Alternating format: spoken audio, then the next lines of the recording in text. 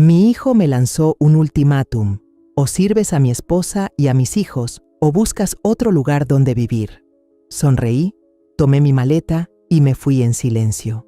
A la medianoche de una semana después, su esposa apareció en mi cuarto de alquiler, golpeando la puerta, gritando sin parar: «Me alegra mucho que estés aquí. Quédate conmigo hasta el final de esta historia y déjame un comentario contándome desde qué ciudad la estás viendo. Me encantaría saber hasta dónde ha llegado mi historia». Caminé casi una hora desde el mercado, con la espalda empapada en sudor, deseando que esta noche todos pudiéramos comer bien. La pequeña casa que mi difunto esposo Ramiro y yo tardamos media vida en pagar apareció al final de la pendiente. Pero justo al llegar a la reja vi la camioneta de Mateo, mi hijo, bloqueando la entrada con las llantas sobre los escalones. Tuve que girar el cuerpo, meterme por un huequito, cargando las bolsas pesadas mientras luchaba por abrir el portón oxidado que chillaba al moverse. Al entrar, aún flotaba en el aire el olor del aceite usado en la cocina. Puse las bolsas en el suelo, suspiré, pero antes de poder sentarme, vi a Lucía tirada en el viejo sillón de Ramiro. Ese sillón lo compró cuando me jubilé, diciendo: «Esperanza, necesito un rincón para descansar». Ahora Lucía lo había tomado, con los pies sobre el apoyabrazos y los ojos clavados en el celular. Ni siquiera me miró, solo agitó la mano como dando una orden. «Mamá, tráeme una cerveza del refri. Rápido, que tengo el pie hinchado». Me quedé ahí parada, con la mano todavía adolorida por las asas de la bolsa. Miré los víveres sin guardar y respondí con suavidad: «Primero necesito guardar los alimentos frescos, Lucía. Si dejo el pescado fuera, se echa a perder». Mi voz era calmada, pero por dentro empezaba a hervir. No soy de hacer dramas, pero su tono me hizo sentir como una empleada en mi propia casa. Lucía torció la boca con fastidio y soltó: «Ay, mamá, ya estás jubilada. ¿Qué tanto tienes que hacer? Ni que fuera tan difícil». No alcancé a contestar cuando Mateo salió del cuarto, con el cabello despeinado y la camiseta vieja que le compré cuando aún trabajaba en la fábrica. «Mamá, Lucía está embarazada. No seas así», dijo con tono de reproche y cansancio. Lo miré directo a los ojos, conteniéndome. «Solo tiene unos días de retraso, hijo. Todavía no es seguro». No quería discutir, solo dejar las cosas claras. Pero Lucía se llevó las manos al vientre, gimiendo bajito, como si hubiera dicho algo terrible. Mateo corrió a ayudarla, con los ojos clavados en mí, más duros que nunca. «O sirves a mi esposa y a mis hijos, o buscas otro lugar donde vivir. Necesitamos tranquilidad, no que hagas un drama por cualquier cosa». Sus palabras fueron como un cuchillo en el pecho. Me quedé congelada, tratando de encontrar en su mirada un rastro del niño que lloraba aferrado a mi pierna cuando se caía de la bici, o del joven que me agradeció de corazón cuando vendí mi anillo de bodas para pagarle la universidad. Pero no, en su mirada solo había molestia y distancia. Lucía se metió, con voz tajante: «Si no puedes con esto, mejor vete ya. No vamos a seguir soportando tus dramas». Miré a Mateo, esperando una explicación, un gesto de defensa, pero se quedó callado, bajó la cabeza y evitó mirarme. Por primera vez en mi vida, sentí que mi hijo ya no era aquel niño que arrullaba por las noches. Me dolía el alma, no por enojo, sino porque entendí que para él yo ya era una carga. Asentí con la cabeza, con la voz baja: «Entonces me iré». Nadie dijo nada más. Me di la vuelta y entré a mi antiguo cuarto. Desde la sala se oía a Lucía murmurando, otra vez con sus dramas. No respondí, simplemente bajé la vieja maleta del estante. Estaba cubierta de polvo, la limpié por encima y empecé a empacar. Unas cuantas mudas de ropa, mis zapatos del mercado, la caja de pastillas para la presión y el portarretratos de mi boda con Ramiro. Me quedé viendo la foto. Él seguía sonriendo con dulzura, como queriéndome decir que todo iba a estar bien. Al salir del cuarto arrastrando la maleta, con el bolso pequeño colgado del brazo, Mateo estaba parado en la puerta de la sala, frunciendo el ceño. ¿De verdad te vas, mamá? Lo miré directo a los ojos y le dije: ¿no me dijiste tú que si no iba a servir a tu esposa, mejor me fuera? Pues aquí me tienes, haciendo lo que me pediste. Mi voz era serena, pero cada palabra dolía como sal en una herida. Lucía, sentada en el sillón, Sin despegar la vista del celular, agregó: «Mamá, no exageres, solo queríamos que entendieras tu lugar». Esa frase me congeló un segundo. ¿Entender mi lugar? En la misma casa que Ramiro y yo pagamos con sudor durante 25 años, donde remendé la ropa de Mateo, donde pasé noches enteras velándolo con fiebre. ¿Mi lugar era ser la sirvienta de mi nuera? No respondí. Crucé la sala con la maleta, dejando 2 bolsas sin guardar. Empezaba a oler el tilapia, pero ya no me importaba. Al llegar al portón, me giré para ver la casa una última vez. La reja de metal seguía crujiendo, el guayabo del patio seguía verde, pero todo me parecía ajeno, como si fuera la casa de otra persona. Bajé por la pendiente rumbo al pueblo, arrastrando la maleta. Las ruedas sonaban contra el empedrado, al ritmo de mi corazón pesado. Nadie me llamó, nadie salió a detenerme. Solo el sol ardiente de Jalisco me acompañaba, junto con el dolor de una madre a la que su propio hijo echó de su casa. Subí al último camión del día, abrazando la maleta como si fuera lo único que me quedaba en la vida. El olor a plástico quemado del aire acondicionado viejo, mezclado con el sudor de los trabajadores que volvían tarde, me mareaba un poco. Elegí un asiento junto a la ventana, puse la maleta a mis pies y la sujeté fuerte, como si alguien pudiera arrebatármela. Afuera, el atardecer rojo comenzaba a apagarse, dejando rayos de luz débiles sobre el camino de regreso al pueblo. Miré hacia afuera, pero solo vi mi propio reflejo borroso en el vidrio. Una mujer de 65 años, con canas en el pelo, alejándose de la casa que ella misma construyó. Una señora sentada al lado, con el rostro lleno de arrugas, me miró con ojos conocidos. La había visto antes en la iglesia de San Miguel, donde a veces iba a misa con Lucía. «Esperanza, hace tiempo que no te veo rezar con tu nuera, ¿eh?», preguntó en tono suave pero curioso. Le sonreí apenas y respondí: «He estado ocupada con algunas cosas». No era por vergüenza que no quería contar, sino porque todavía no podía decir en voz alta que mi propio hijo me había echado. Las palabras se me atoraban en la garganta, como una piedra. El camión paró cerca del panteón, donde las lápidas reposaban bajo la luz amarillenta de los faroles. Bajé con la maleta, las ruedas golpeando el camino de tierra. A unos minutos a pie estaba Casa Santa María, una vieja pensión escondida bajo una bugambilia morada. Herminia, la dueña, que había trabajado conmigo en contabilidad del pueblo hace 20 años, salió en cuanto me vio. «Santo cielo, Esperanza, ¿por qué traes la maleta?», exclamó con los ojos bien abiertos. Solo le dije: «Necesito quedarme un tiempo». Herminia me miró, con una pizca de duda en los ojos, pero no preguntó más. Me entregó las llaves de una habitación al fondo del primer piso y me dijo con voz suave: «Esa tiene buena ventilación y está cerca del pozo. Si te quedas varios días, te hago precio». La habitación era diminuta. Apenas cabía una cama individual, una mesa de madera con las esquinas desgastadas, una estufa de gas portátil y una ventana que daba a un cantero de cactus llenos de espinas. Dejé la maleta en el suelo, me enjuagué la cara con el agua helada del grifo y me senté en la cama para revisar mi cuenta bancaria en la laptop. En la pantalla aparecieron los números de siempre, pero ahora se sentían como cuchillos clavándose en mi pecho. 360 € enviados mensualmente al Banco Azteca, la hipoteca de la casa que Ramiro y yo pagamos con tanto esfuerzo. 45 € para el seguro del auto de Lucía, ese que usa para ir a dar clases a medio tiempo. 83 € para una aplicación de supermercado en línea a mi nombre, donde Lucía pide de todo, desde gel de baño hasta botanas. Pero hubo una transferencia que me hizo frenar en seco. 211 € al mes enviados a una cuenta bajo el nombre L.C. Robles. Lo recordé al instante. Ese era el apellido de soltera de Lucía.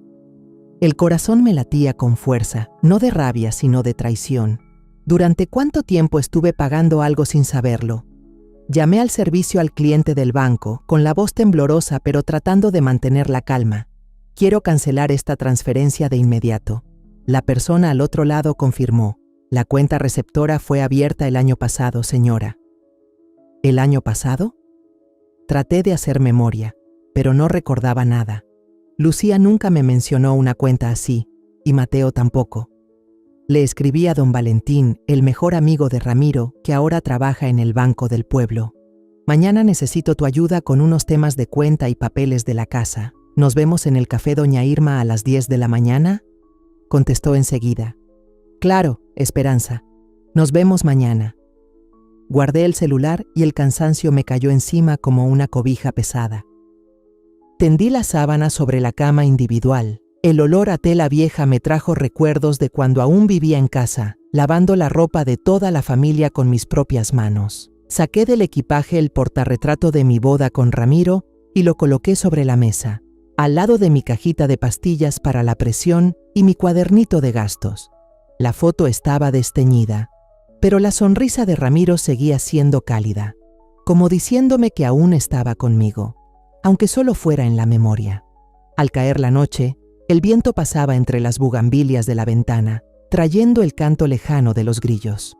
Me recosté en la cama con los ojos bien abiertos, escuchando cada pequeño sonido. Desde la habitación vecina se oía el noticiero nocturno, ese que solía ver con Ramiro cada noche. Aún recuerdo cuando me tomaba la mano y decía riendo: «Algún día veremos esto con nuestros nietos, ¿verdad?». Soñaba con ese momento, con una casa llena de risas infantiles, con un nieto en brazos. Pero ese sueño se había desvanecido, y ahora solo quedaba yo, sola, en este cuarto frío y alquilado. Al día siguiente desperté más temprano de lo habitual, antes de que la luz del amanecer asomara por la rendija de la ventana. El cuarto seguía igual de frío, pero sentí un alivio extraño, como si poco a poco me estuviera quitando un peso invisible de encima. Preparé una taza de café negro. Ese amargor familiar me despejó la mente. Me puse una camisa vieja, alicé sus arrugas y salí caminando rumbo al café Doña Irma, donde había quedado con don Valentín. La panadería se escondía bajo la sombra de un viejo tamarindo. Las hojas susurraban con el viento de la mañana y el aire olía a masa horneada. Elegí una mesa en la esquina, desde donde podía escuchar claramente el viento y observar cómo la callecita comenzaba a llenarse de gente. El señor Valentín llegó puntual, con una carpeta delgada en la mano. Se sentó, se ajustó los lentes en el puente de la nariz y me entregó un fajo de hojas impresas. «Esta es la lista detallada de las transferencias desde tu cuenta», dijo con voz grave. Fui leyendo línea por línea. 360 euros al mes para la hipoteca de Mateo, 45 euros para el seguro del coche de Lucía, 83 euros para una app de supermercado a mi nombre y unos 211 euros que se transferían periódicamente a la cuenta LC Robles. Me detuve en esa última cifra, sintiendo un escalofrío. Ese era el apellido de soltera de Lucía, y ese dinero llevaba yéndose en silencio por más de un año sin que yo lo supiera. Valentín negó con la cabeza, con una mirada llena de pesar. «Mi hermano vive en Chiapas, mantiene a 2 hijos y no gasta ni la mitad de esto al mes. Esperanza, te están usando». Sus palabras fueron como una bofetada suave. No dolía, pero me hizo despertar. Sonreí con tristeza, no por alegría, sino porque todo había quedado claro como el agua. «Gracias, Valentín», le dije mientras doblaba los papeles y los guardaba en mi bolso. «De aquí en adelante me encargo yo». De regreso a la pensión, abrí mi laptop con las manos un poco temblorosas al teclear. Llamé primero al Banco Azteca para cancelar el pago de la hipoteca. La empleada preguntó: «¿Estás segura?». «Este pago ha sido automático por más de 3 años». Respondí con firmeza: «Segura. Ya no tengo ninguna responsabilidad sobre eso». Luego contacté a la aseguradora y cancelé el seguro del coche de Lucía y también el del hogar, que estaba a mi nombre. Después llamé a la compañía de tarjetas de crédito para quitar el nombre de Lucía de 3 cuentas vinculadas. Finalmente, cambié mis contraseñas bancarias del correo electrónico y bloqueé todos los accesos a las cuentas compartidas que Mateo solía manejar. Cada paso era como recuperar una parte de mí, como si estuviera soltando las ataduras invisibles que me habían mantenido prisionera por tanto tiempo. Desde la tarde, mi teléfono no paró de sonar. Primero fue Mateo, una llamada que duró apenas 1 minuto y luego se cortó. como si no supiera qué decir. Después fue Lucía. 3 llamadas seguidas. Cada timbre me apretaba el pecho. No contesté. No quería oír excusas ni reproches. Guardé el celular en el cajón, lo cerré con llave y me senté frente a la mesa, mirando el macetero de cactus fuera de la ventana. Sus espinas afiladas me recordaron que, a veces, para protegerse, una tiene que endurecerse. Por la noche revisé el celular para ver si había mensajes. No había disculpas ni explicaciones. Solo frases frías de Lucía. ¿Qué hiciste con la cuenta del banco? El banco ya avisó que falta el dinero de la hipoteca, mamá. Luego otro mensaje. Mi coche ya no tiene seguro. ¿Lo sabías? Y por último, con tono autoritario. Sé que estás enojada, pero no te pases. Leí cada mensaje sin que me temblara la mano, sin tristeza. Los borré uno a uno, como quien borra heridas que ya no quiere conservar. Abrí mi libretita y anoté todo con detalle. Nombre del destinatario, número de confirmación, fecha de cancelación. Cada línea era un paso más lejos de un pasado en el que di demasiado. No escribí mucho, solo lo necesario para recordarme que, desde ahora, no permitiré que nadie más se aproveche de mi bondad. Al cerrar la libreta, miré el portarretratos de Ramiro en el escritorio. Su sonrisa seguía siendo serena, pero yo sabía que, si él aún estuviera aquí, me diría que hice lo correcto.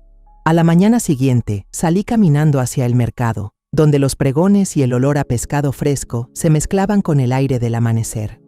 Me detuve en el puesto de Doña Rosa, quien me ha vendido dorado por más de 10 años.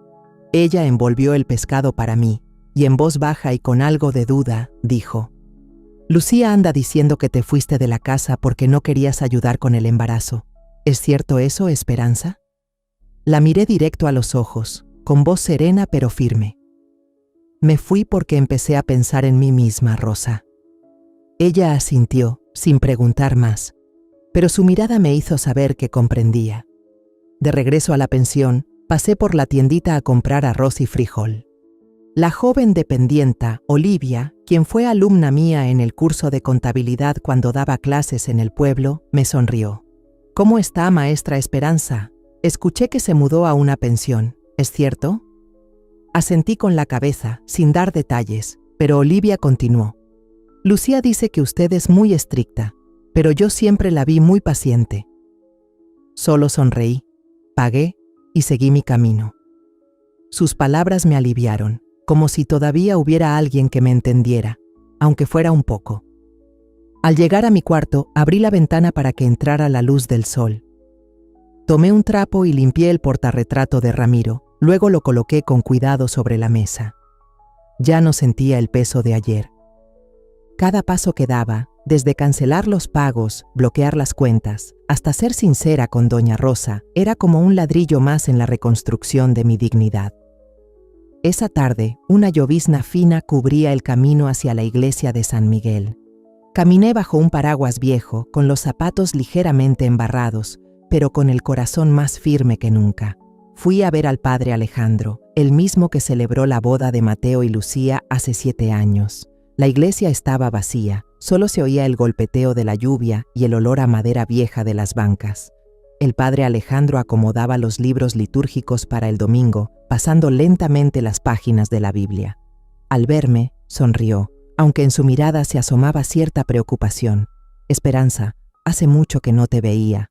¿Ha pasado algo? Me senté en el banco frente a él, respiré hondo y le conté todo. Desde que Mateo me echó de la casa, los gastos que cubrí en silencio, hasta el extraño movimiento en la cuenta de Lucía. No me quejé, no expresé rencor, solo narré los hechos, detalle por detalle, como si estuviera redactando un informe contable. El padre Alejandro me escuchó, detuvo sus manos sobre el libro y su mirada se volvió más grave. Cuando terminé, guardó silencio unos segundos y luego dijo despacio: Mateo vino a verme el año pasado. Me dijo que querías controlar su matrimonio, que no los dejabas vivir en paz, pero ya veo, la verdad era otra. Se levantó, abrió un cajón y sacó un fajo de papeles con sellos bancarios. A veces ayudamos a verificar documentación para préstamos, explicó mientras me daba uno de los documentos. Hace 3 meses, alguien trajo una solicitud de hipoteca sobre tu casa, pero hubo errores técnicos en los papeles y fue rechazada. Tomé la hoja y leí: propietario, Mateo Hernández. Sentí que el corazón se me detenía un instante. La casa que Ramiro y yo pasamos media vida pagando, ahora era usada como garantía sin que mi propio hijo dijera una palabra. Respiré profundo, contuve la voz. Padre, necesito una copia de este expediente. No para vengarme, sino para protegerme. Él asintió. Fue hasta la fotocopiadora en una esquina de la iglesia y reprodujo todos los documentos. Los guardé con cuidado en mi bolso, le agradecí y salí. Seguía lloviendo, pero ya no sentía frío.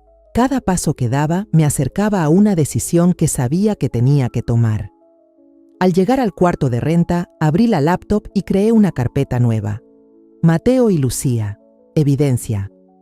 Fui guardando una por una las pruebas. Fotos del contrato de préstamo falsificado, recibos de pago que había cancelado, copias del estado de cuenta con las transferencias hechas a la cuenta de Lucía.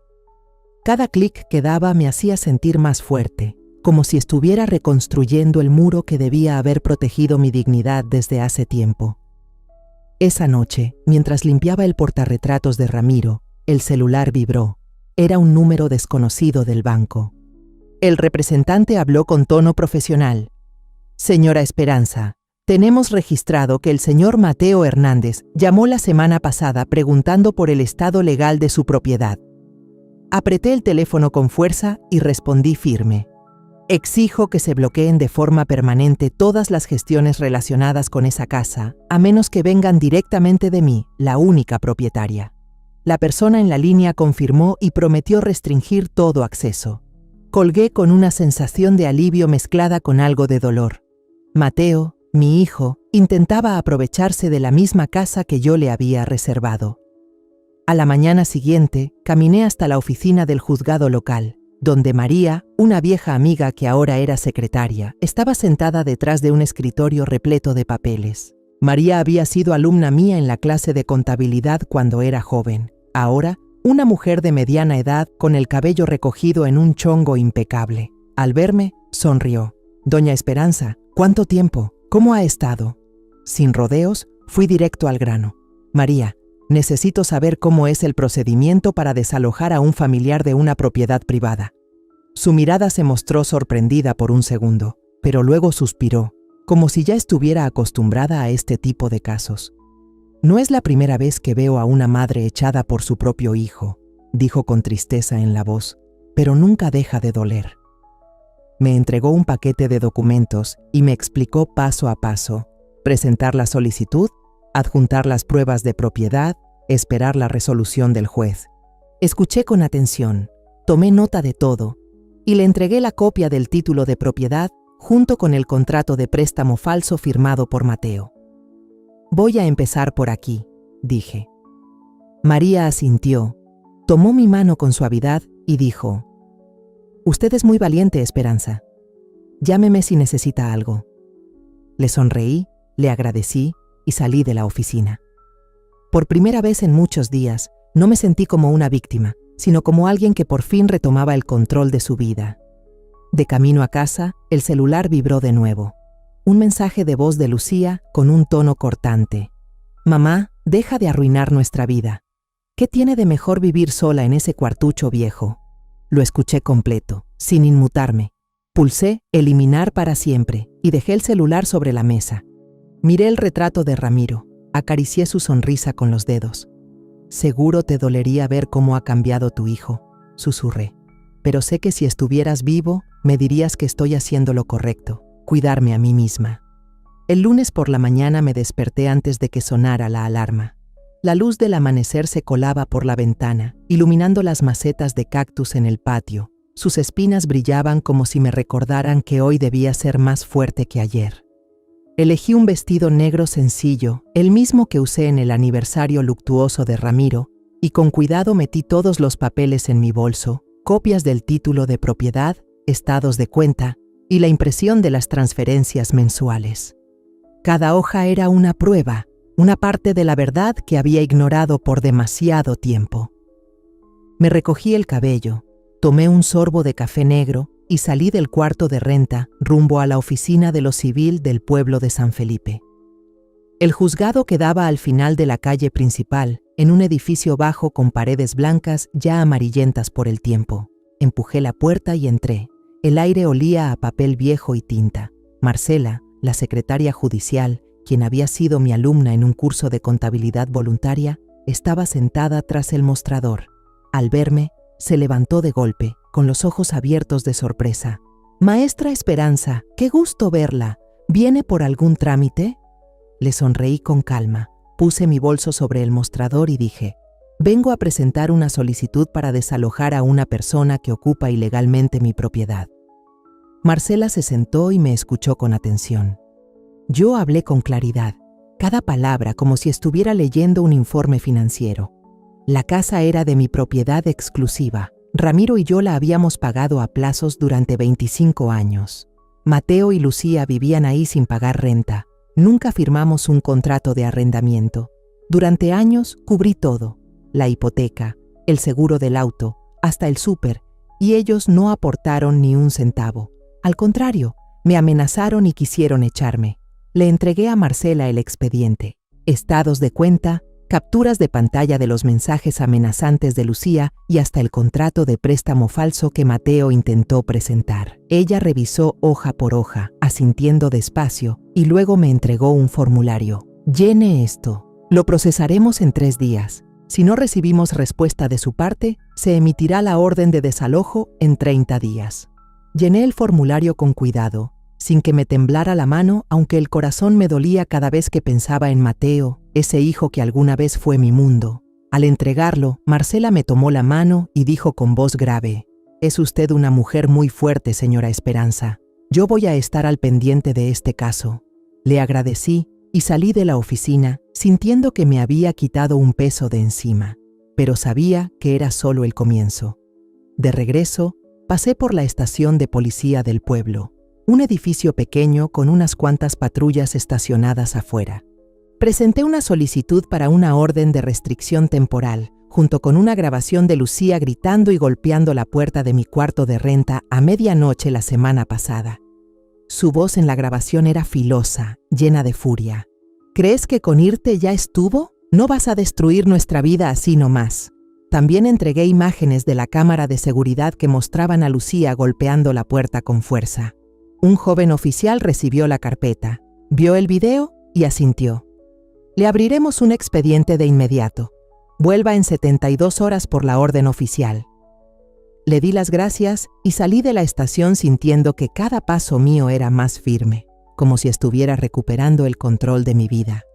Por la tarde, llamé a 3 financieras del pueblo donde Mateo y Lucía habían usado mi dirección para solicitar créditos. En cada llamada fui clara: «Confirmen por favor que Mateo Hernández y Lucía Robles ya no residen en este domicilio y que no tienen ningún derecho sobre esta propiedad». Dejé copias de las escrituras y del documento de titularidad en cada lugar.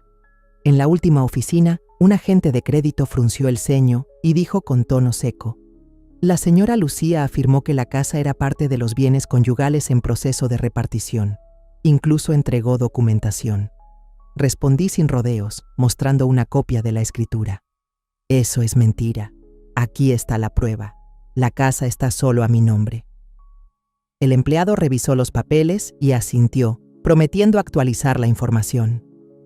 Salí de ahí sintiendo que me había quitado otro lazo invisible que Lucía y Mateo me habían atado. De camino al cuarto, pasé por la panadería de la esquina y compré un pan de elote calientito. La dueña, que me conocía desde que yo enseñaba contabilidad, me sonrió. «Señora Esperanza, últimamente se le ve más fuerte. ¿Pasó algo bueno?» Sonreí y respondí: «Estoy aprendiendo a vivir para mí, eso es todo». Al llegar al cuarto, abrí la ventana para que la luz del atardecer entrara y bañara la foto de Ramiro sobre la mesa. Limpié el portarretratos, lo coloqué con cuidado y tomé mi libreta para anotar. Entregar solicitud de desalojo, pedir orden de restricción, confirmar con financieras. Cada línea era un paso más, un ladrillo que reconstruía mi dignidad. Ya no me sentía como una madre traicionada por su hijo, sino como una mujer que lucha por proteger lo que le pertenece. Los rumores empezaron a propagarse como un pequeño fuego oculto entre ramas secas.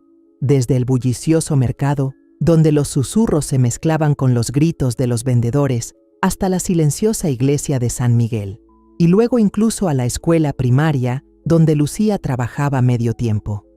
Decían que estaba perdiendo la cabeza, que me había ido de casa por celos de mi nuera embarazada, que había rechazado a mi nieto antes de nacer.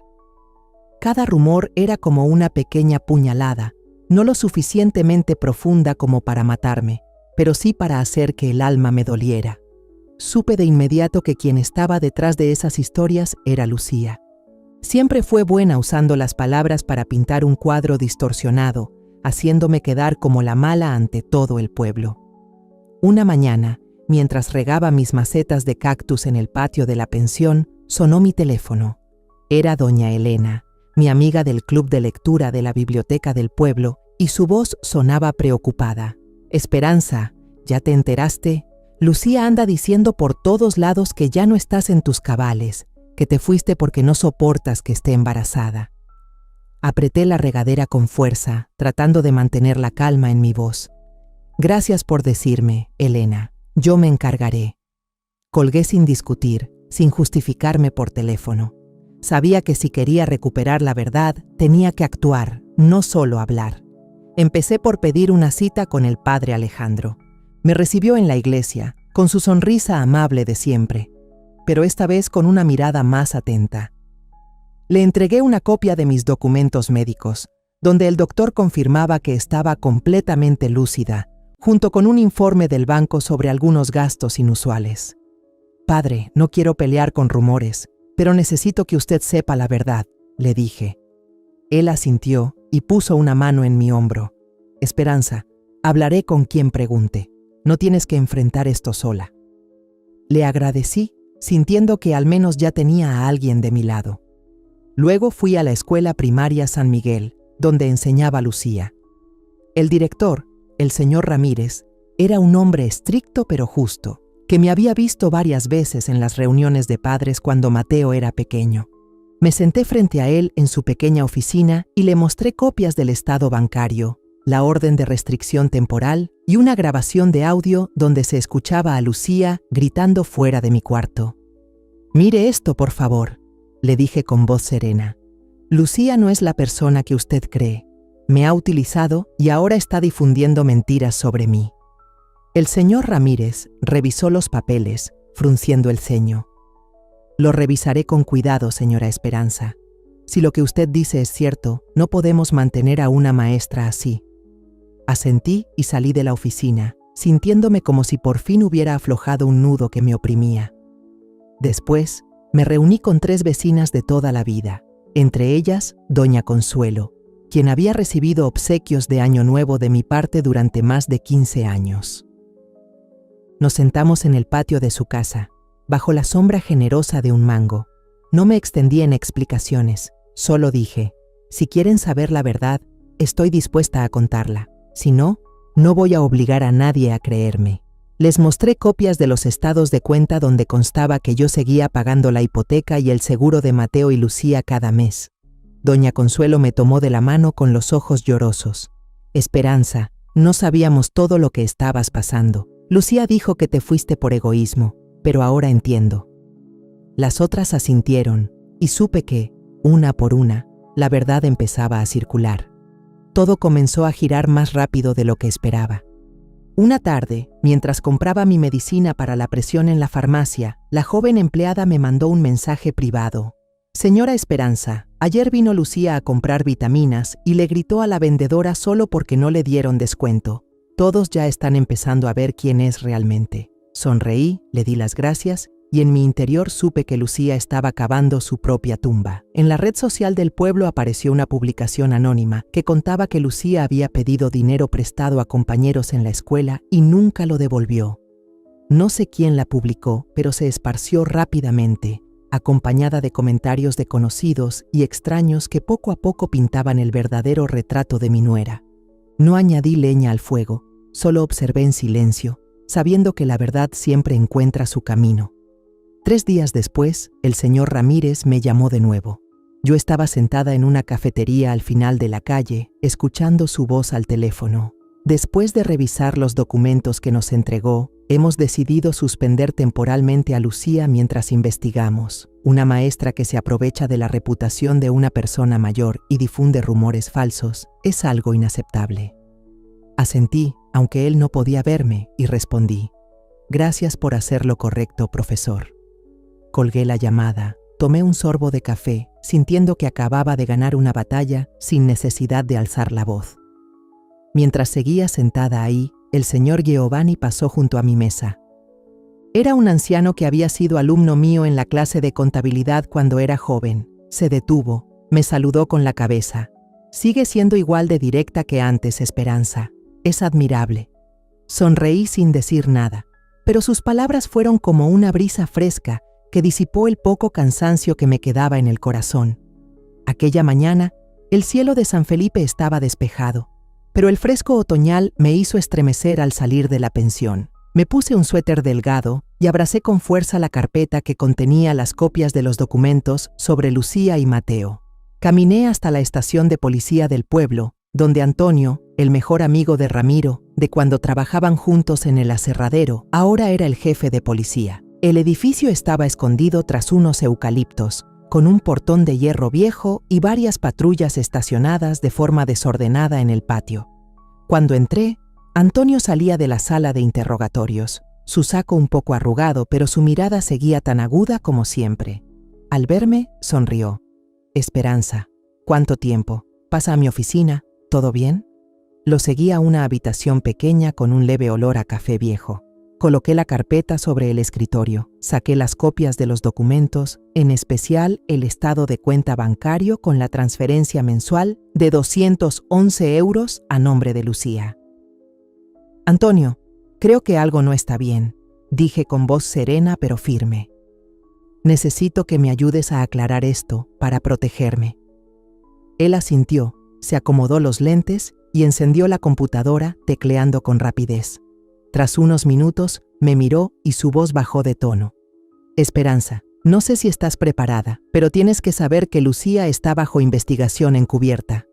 Me enderecé, en silencio, esperando que continuara. Antonio giró la pantalla hacia mí y señaló una lista de transacciones. «Está vinculada con apuestas ilegales en Guadalajara», dijo.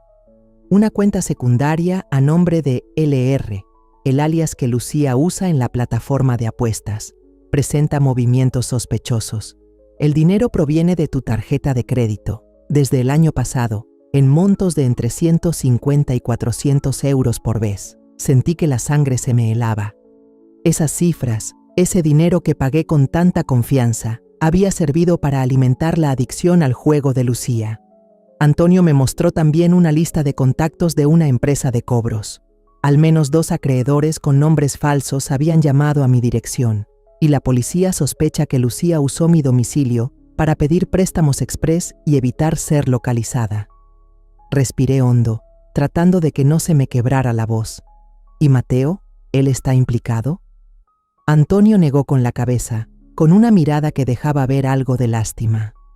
«Parece débil, influenciable, pero Lucía, ella planeó todo, ocultó muchas cosas». Sus palabras fueron como una bofetada, no contra mí, sino contra todos esos años en los que ciegamente quise creer que mi hijo solo había sido arrastrado sin querer. Le di las gracias a Antonio y le pedí que me diera copias de las transacciones y la información de los acreedores. Me entregó un fajo de papeles y me advirtió: «Cuídate, Esperanza. Si necesitas algo, llámame». De camino a casa, pasé por una imprenta cerca del mercado, imprimí todas las pruebas en un expediente grueso y cuidadosamente etiqueté la portada: Lucía Robles, responsabilidad civil y penal. Cada hoja era una pieza de la verdad, desde apuestas hasta préstamos rápidos a mi nombre. No hacía esto por rabia, sino porque necesitaba una barrera para protegerme de lo que Lucía pudiera hacer después. Al llegar a mi cuarto, abrí la ventana para dejar que el sol de la tarde entrara y bañara el portarretratos de Ramiro sobre la mesa. Me senté, abrí mi cuaderno y escribí una línea. A veces, la familia es una trampa, y el amor solo vale cuando tiene límites. No escribí más. Dejé el bolígrafo a un lado y me quedé mirando las plantas de nopal del patio. Sus espinas brillaban con la luz, como recordándome que la fortaleza a veces nace de saber decir basta. Esa noche recibí un mensaje de María, la secretaria del juzgado. Señora Esperanza, la solicitud de desalojo ha sido aceptada. Tienen 10 días para responder. Si no lo hacen, se emitirá la orden. Le contesté breve. Gracias. Dejé el celular y preparé una cena sencilla. Arroz blanco, frijoles cocidos y un poco de dorada que me había sobrado del día anterior. El olor de la comida llenó el cuarto pequeño mientras cenaba sola, bajo una luz tenue. Por primera vez en semanas, sentí una calma extraña en el pecho, no porque el dolor se hubiera ido, sino porque lo estaba convirtiendo en fuerza. Los rumores sobre Lucía se esparcieron como fuego en viento seco. Desde el bullicio del mercado hasta las esquinas del barrio, la gente empezó a murmurar que estaba bajo investigación. Una mañana, mientras compraba pan de elote en la tienda cerca de mi pensión, la dueña me susurró: Esperanza, ya supiste, la escuela primaria despidió a Lucía por faltas éticas y abuso de confianza. Asentí, sin sorpresa, pero con una pizca de alivio en el corazón. La escuela donde Lucía construyó su fachada de maestra ejemplar ahora le había dado la espalda. Ese mismo día, un conocido del registro de la propiedad me llamó. Señora Esperanza, también despidieron a Mateo del taller, dijo con tono apesadumbrado. Los acreedores llegaron hasta ahí, armaron un escándalo. La policía y el juzgado están actuando para embargar la casa, por el préstamo que Lucía sacó con un nombre falso. Me quedé en silencio, al teléfono, escuchando. Ya no sentía rabia, solo un vacío difícil de explicar. Esa casa que Ramiro y yo pagamos con tanto esfuerzo, ahora se veía arrastrada por el desastre que causaron mi hijo y mi nuera. Aquella mañana, la luz del sol se colaba suavemente entre las flores moradas de bugambilia del patio, iluminando el rincón donde crecían los cactus espinosos. Yo estaba regando las plantas. El agua caía en gotas constantes desde la regadera, cuando escuché unos pasos arrastrados acercándose al portón. Al levantar la vista, vi a Mateo parado ahí, el rostro demacrado, los ojos hinchados y rojos como si hubiera llorado toda la noche. Llevaba puesta una camiseta desgastada en los hombros, las manos metidas en los bolsillos, y no quedaba ni rastro del hijo, que una vez se arrodilló a mis pies para agradecerme por haber entrado a la universidad. Dejé la regadera a un lado, me enderecé, pero no lo invité a pasar. Esperé, observándolo en silencio. Mateo carraspeó, su voz temblaba. Mamá. Lucía sí está embarazada. El doctor lo confirmó. Ya no tenemos nada. Por favor, ayúdanos por última vez. Lo miré a los ojos, buscando algo de sinceridad, pero solo vi desesperación. Mi voz fue serena, pero firme. ¿Tienes el comprobante, Mateo? Dudó. Rebuscó en el bolsillo de la camisa y sacó una hoja arrugada, que me entregó con ambas manos. Le eché un vistazo y noté de inmediato que era una impresión sencilla, sin sello oficial ni firma médica. Se la devolví y le dije: «Esto es falso, ¿verdad?» Mateo bajó la cabeza, moviendo apenas los labios. «No, mamá». Lucía dijo que el doctor la revisó. ¿Ella? Lo interrumpí. Saqué el celular y marqué el número de la clínica San Rafael que aparecía en el papel. Voy a llamar para confirmar. Puse el altavoz para que Mateo escuchara. Una voz femenina contestó: «Clínica San Rafael, ¿en qué puedo ayudarle?» «Buenas tardes, soy Esperanza. Quisiera confirmar si Lucía Robles tiene un expediente de embarazo con ustedes. Tengo un documento con el nombre de su clínica, pero sin sello oficial». La voz respondió con claridad: «Permítame verificar. Lucía Robles, ¿verdad?» «No, señora. No tenemos ningún expediente de embarazo a ese nombre. Solo vino hace unos meses a preguntar por medicamentos para regular hormonas, pero no volvió». Mateo se quedó congelado, el rostro pálido. Murmuró: «Entonces, ¿todo este tiempo ella me engañó?» Asentí, sin una pizca de emoción en la voz. Lucía fingió estar embarazada para retenerte, para que sintieras culpa, debilidad y obedecieras. Ahora tienes que decidir, Mateo.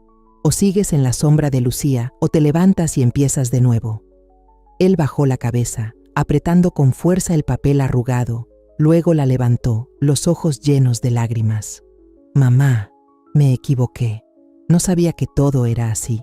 Lo miré, el corazón encogido, pero no dejé que la emoción me dominara.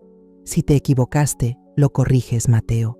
Pero tienes que hacerlo tú, nadie más lo hará por ti. Él titubeó y preguntó, en un susurro, «¿Si me disculpo, me perdonarás?» Respondí despacio, cada palabra marcada en el aire. «Te perdono, pero no lo voy a olvidar». Mateo asintió, sin decir nada más. Se dio la vuelta y salió por el portón, su figura encorvada desapareciendo cuesta abajo. Volví a tomar la regadera y seguí cuidando las plantas, pero por dentro sentí un poco de alivio, como si me hubiera quitado un peso de encima.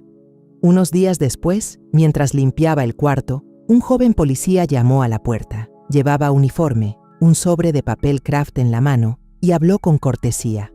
«¿La señora Esperanza? Vengo de la estación de policía del pueblo. Traigo una citación para que comparezca como testigo. ¿Podemos hablar un momento?» Asentí. Lo invité a pasar señalando una silla de madera. «Tome asiento, por favor». «¿De qué se trata?» Puso el sobre la mesa y sacó una hoja. «Lucía Robles fue detenida esta mañana de manera urgente.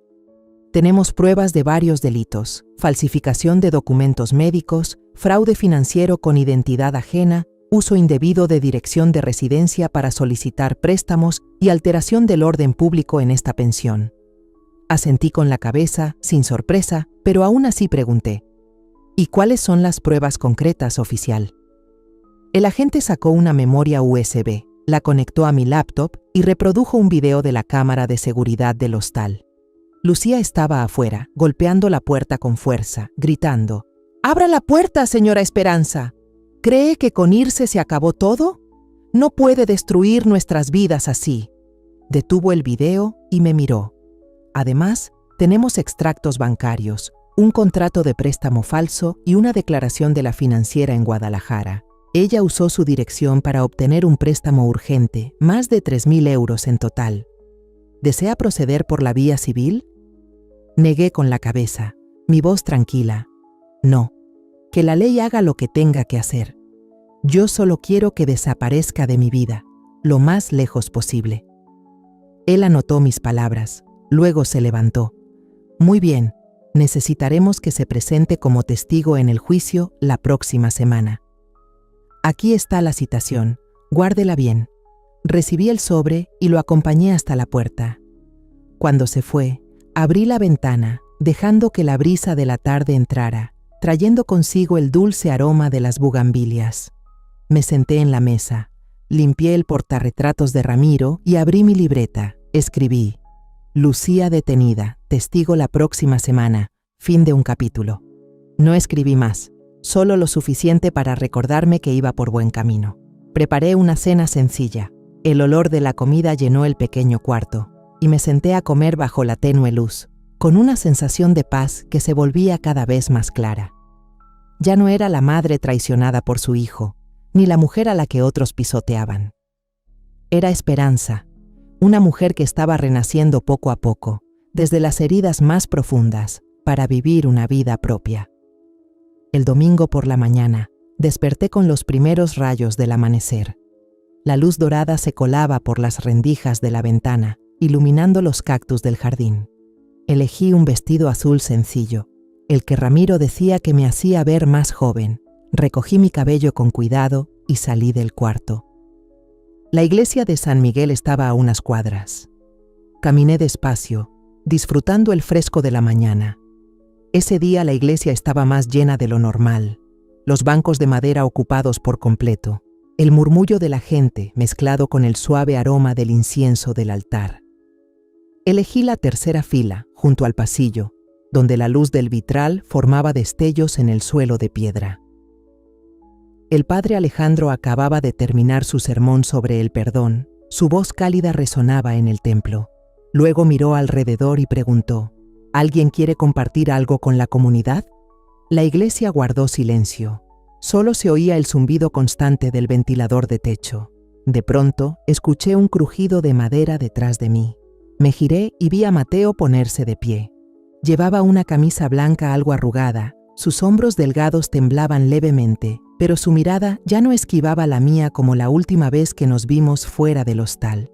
Subió al altar con pasos lentos, como si tuviera que reunir todo el valor para enfrentarse al público.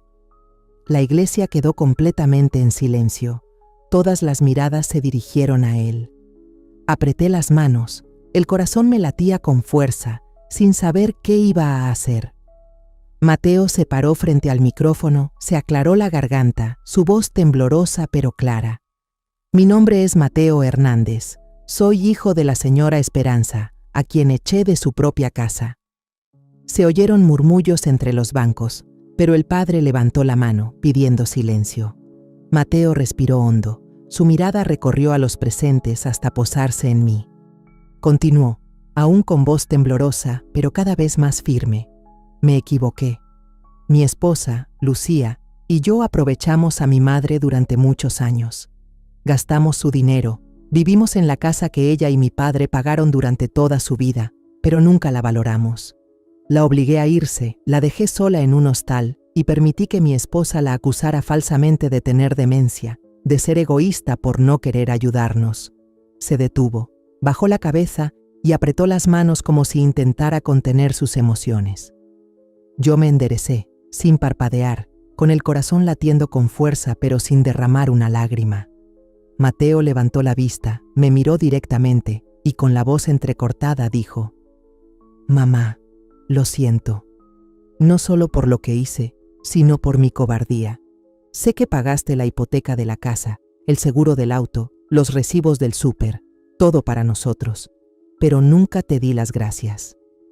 Permití que Lucía me manipulara, que me convirtiera en alguien incapaz de defenderte. Estoy aquí hoy, frente a todos, para decir que me equivoqué y que me arrepiento». Hizo una pausa, con los ojos enrojecidos, pero sin apartar la mirada de mí. Algunas personas en la iglesia comenzaron a murmurar, pero no me importó. Doña Consuelo, sentada a mi lado, tomó mi mano, la apretó suavemente y asintió como diciendo: «Te mereces escuchar esto». Sonreí apenas, no porque me conmovieran las palabras de Mateo, sino porque me di cuenta de que ya había superado el dolor. Su disculpa no borraba las heridas, pero era como un punto final que cerraba un capítulo lleno de sufrimiento en mi corazón. El padre Alejandro se acercó, puso la mano sobre el hombro de Mateo y le dijo en voz baja: «Gracias por tu valentía, Mateo. Sigue corrigiendo con acciones». Mateo asintió, bajó del altar, pero no se acercó a mí. Volvió a su asiento, con la cabeza agachada, como si aún no tuviera el valor de enfrentar a su madre. No lo culpé. Solo sentí una paz silenciosa colarse en mi interior, como si la confianza hubiera regresado, no en Mateo, sino en mí misma, en la fuerza que había construido en los días más duros. Al terminar la misa, me quedé en el atrio esperando a que doña Consuelo hablara con el padre. Algunas personas conocidas se acercaron, diciendo palabras breves pero sinceras. «Esperanza, eres muy fuerte. Siempre creímos en ti». Agradecí sin decir mucho, pero cada una de esas frases era como un ladrillo con el que iba reconstruyendo mi autoestima pisoteada. Cuando la multitud comenzó a dispersarse, saqué mi celular y le escribí a Laura, la representante de la organización Hermanas del Nuevo Camino, un grupo de apoyo para madres solteras en proceso de reintegrarse a la sociedad. Acordamos vernos esa misma tarde en su oficina en las afueras del pueblo. Por la tarde, llegué a la pequeña oficina de la organización, una casita pintada de amarillo con macetas de bugambilias rojas en el jardín. Laura me recibió con una sonrisa cálida y me invitó a sentarme en una mesa de madera sencilla. Coloqué mi portafolio sobre la mesa y saqué los papeles de propiedad de la casa, la misma que Ramiro y yo habíamos pagado a plazos durante 25 años. «Quiero donar esta casa a tu organización», dije con voz serena pero firme. Ahora está vacía. Quiero que se convierta en un refugio para 3 familias, especialmente madres solteras que necesiten un hogar. Laura revisó los documentos, con una expresión de sorpresa en su rostro. Señora Esperanza, esto es un regalo muy grande. ¿Está segura? Asentí, mirándola a los ojos. Una mujer que me consideraba enemiga vivió en esa casa. Creo que ahora debe pertenecer a quienes valoran lo que significa tener un hogar. Laura me tomó de la mano, con la voz emocionada. La llamaremos Casa de Esperanza, en honor a su generosidad. Sonreí mientras firmaba la donación, sintiendo que por fin soltaba el último peso que cargaba. La casa ya no era un recuerdo doloroso, sino un nuevo comienzo para otras personas. Unos días después, pasé caminando frente a la casa vieja. Las paredes estaban recién pintadas, de un blanco que brillaba bajo el sol. Desde el patio se escuchaban risas de niños jugando, mezcladas con la voz de su madre llamándolos a comer. En la puerta, un pequeño letrero de madera tenía grabado: Casa de Esperanza, donde el renacer empieza con la gratitud. Me quedé ahí un momento, mirando la reja de hierro que solía chirriar cada vez que la abría, mirando el guayabo que aún seguía verde y frondoso en el patio. No sentí tristeza ni arrepentimiento, solo una sensación de alivio, como si hubiera entregado esa casa a las personas correctas, para el propósito correcto. Unos meses después del incidente, elegí vivir en una casita al pie de la montaña, cerca del lago de Chapala. La casa apenas tenía espacio para una cama, una mesa de madera y una pequeña cocina, pero para mí era más acogedora que cualquier otro lugar en el que hubiera estado.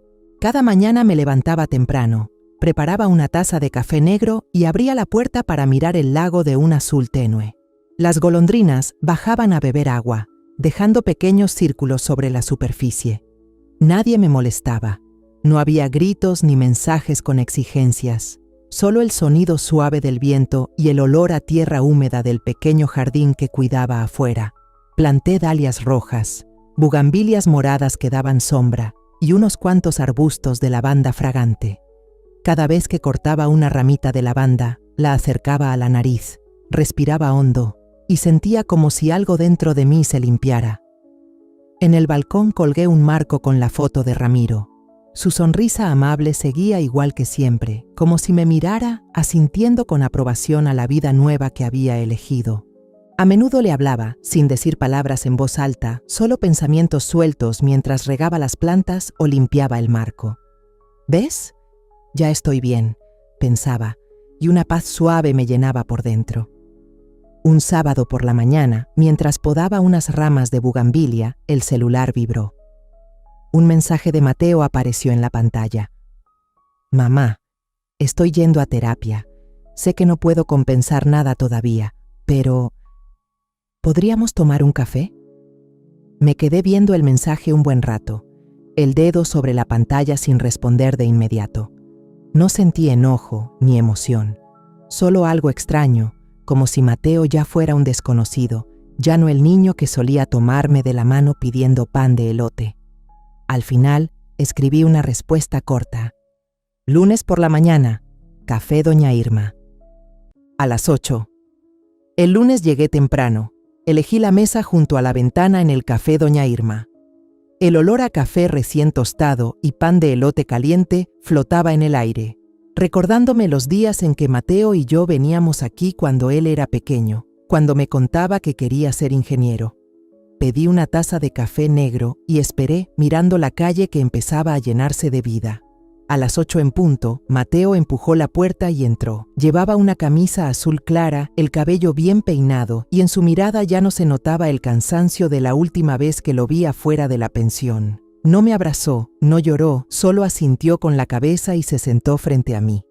«Mamá, ¿pido un café negro?», preguntó con voz tranquila.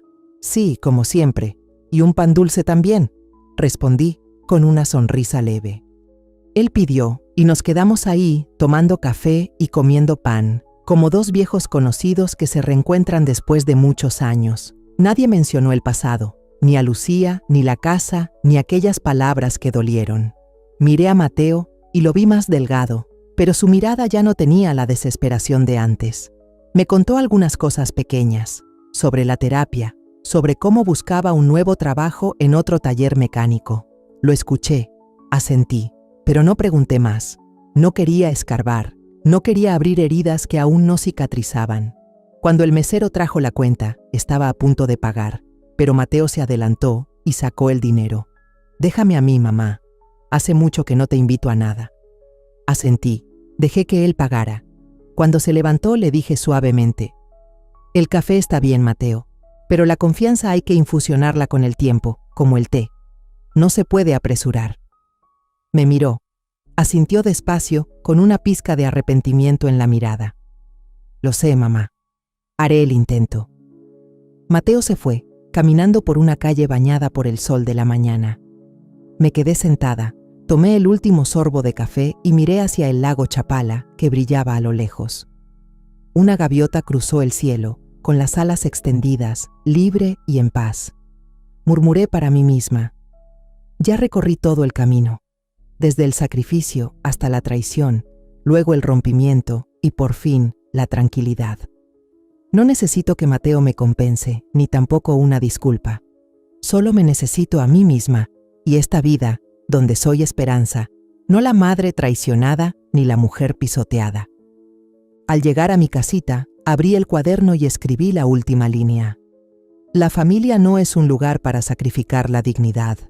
Es un lugar construido desde el agradecimiento. No escribí mucho, solo lo justo para cerrar mi historia. Salí al jardín, regué unos arbustos de lavanda, corté una ramita y la acerqué a la nariz para inhalar profundo. El aroma suave se esparció y sonreí, sintiendo que mi alma realmente había renacido. Ya no vivo en el pasado, ya no estoy atada al dolor. Vivo para el presente, para el pequeño jardín, para la taza de café de cada mañana y para mí. Soy Esperanza, y si hay algo que quiero compartir contigo, que has acompañado mi camino hasta este